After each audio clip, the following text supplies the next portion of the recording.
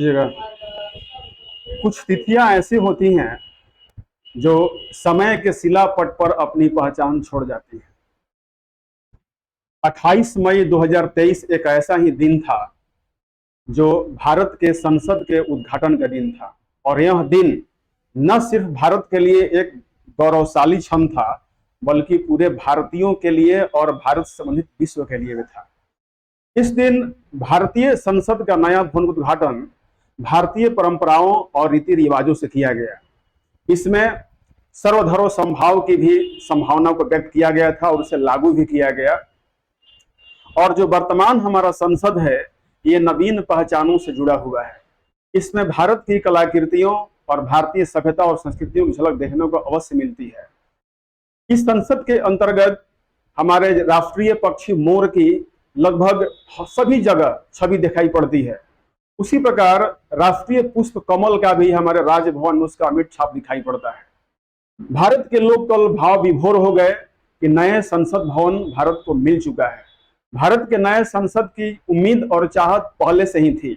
लगभग 2 दशकों से भारत में नए संसद के निर्माण की संभावना व्यक्त की जा रही थी और जरूरत महसूस की जा रही थी। लेकिन इस ऐतिहासिक क्षण को कमाने का, संजोने का मौका मिला एनडीए को और भारतीय प्रधानमंत्री नरेंद्र मोदी को उद्घाटन करने का मौका मिला।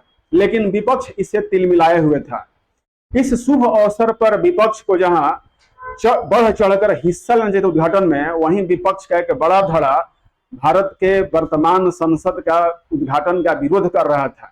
इसके लिए कई बहाने ढूंढ रहे थे। कुछ विपक्षी दलों ने तो यह भी कह दिया कि इस संसद के नए भवन के उद्घाटन का क्या मतलब है, उसी का विस्तार किया जा सकता है। और एक दल ने तो इतनी धृष्टता कर दी कि संसद के नए भवन को ताबूत से तुलना कर दे। और ये दोनों विचारक जो हैं संयोग से बिहार के ही हैं। तो विपक्षी दलों ने एक और बहाना ढूंढा कि भारतीय संसद का उद्घाटन राष्ट्रपति से क्यों नहीं कराया गया।